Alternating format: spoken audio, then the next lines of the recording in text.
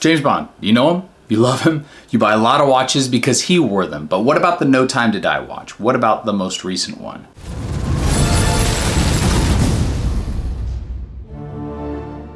This watch has been out for a little while. I've been interested in it. I like titanium-based watches. You've seen my interest in the Tudor Pelagos, and I thought I'd try this on. I thought I'd give it a little bit of a try. The Omega Seamaster is a line that has a lot of history, and it really got incredibly popular when Pierce Brosnan started wearing it in the James Bond series, and Omega made that partnership with the James Bond franchise. The most recent movie that came out was Daniel Craig's last movie, and I know all of us are sad. He did a great job through every single movie. This last one, though, had probably, in my opinion, one of the best watches in terms of a design that was ever worn by any James Bond. Now, the original Pierce Brosnan I've got a soft spot for, but the most recent one, I think, is perfectly laid out. The way it looks from the outside is just about what I would imagine a dive watch to look like. Now, I love my Pelagos 39. People have watched videos about that. I love a Submariner.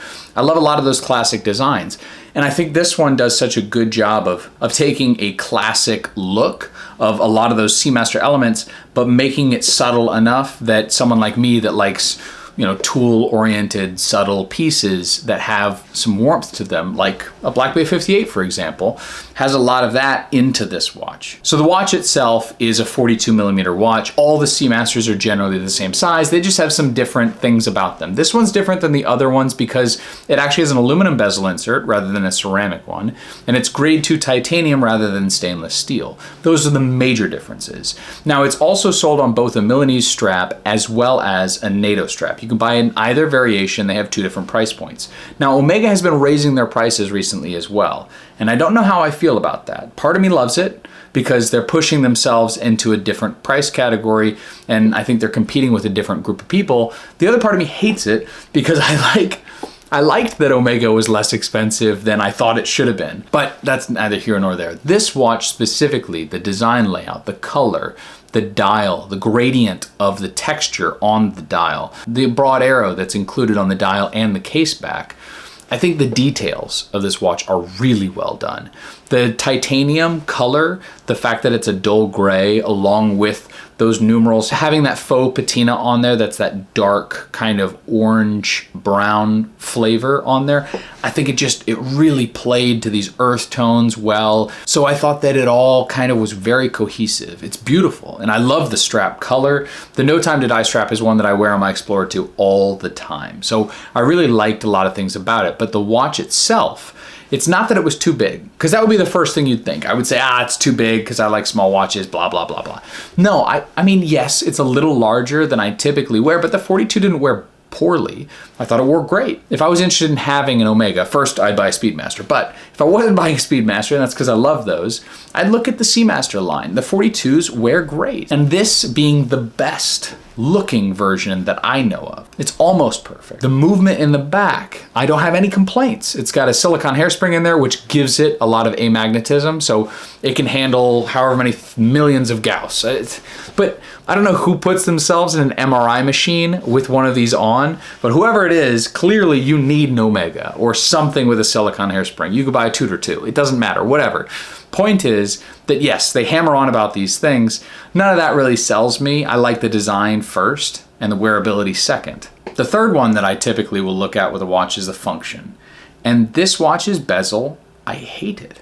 And I didn't hate the aluminum. I didn't hate the look. What I hated was the action, and it's nitpicky, but if you have a dive watch, the bezel action is the thing that you sit there and fidget with. It's what you sit there and spin and kind of play with and whatever. I liked the bezel action on my Black Bay 58, on Submariner, on the Tudor Pelagos, the original, as well as the 39. They all have similar bezel action. Now, some people you have to press down and then turn, and some you have to turn. This one, it didn't matter if I pressed down and turned or if I just turned. The bezel had different moments of higher or lesser friction. Now, it could mean that it just needs to be broken in because this is a store model, and so it's, it's a little touchy, and so it would go really easily and then it would stop, it would seize.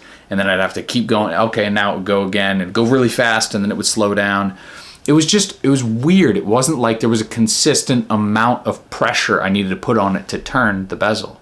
And the feeling of it in the titanium watch, I was not a huge fan of. It just felt too rough. I don't know how to describe it. I could be wrong. Both models, I tried it both on the Milanese and on the NATO, and both of them had the exact same bezel action. But if you have one, let me know if I'm incorrect, that the bezel action for whatever reason is actually great. But the models that I handled were not fantastic. So that was interesting. Everything else about the watch. Let's imagine the bezel breaks in. Great. Okay. Now, the price? It's okay. I mean, it's higher. It's higher than it used to be. And I think on the secondhand market, it's a great value. If you get a discount from your AD, it's a great value. The watch itself is gorgeous. I mean, it's beautiful. It's the perfect fall winter watch, in my opinion. The colors, the gradient, it's understated, but it's also somehow elegant at the same time. The strap is great. It's, you know, pretty expensive for a NATO strap. I have the Bark and Jack version of that NATO strap, and I think that, you know, it's a similar quality, frankly, between Omega and his. I didn't notice much of a difference. Omega's is a little thicker, and I don't know how I feel about that, if I like it or don't like it, but other than that, they're basically the same. The Milanese bracelet is stiff. It's really stiff. It's like a bracelet. Once you actually fasten it together, it feels like a hard metal bracelet is what it feels like on the wrist. Now, I got mine sized in well, so I didn't have much of an issue with it. And the overlap of the bracelet being on the interior, I think was, you know, it's okay. It didn't bother me at all. The clasp is big. It's definitely large.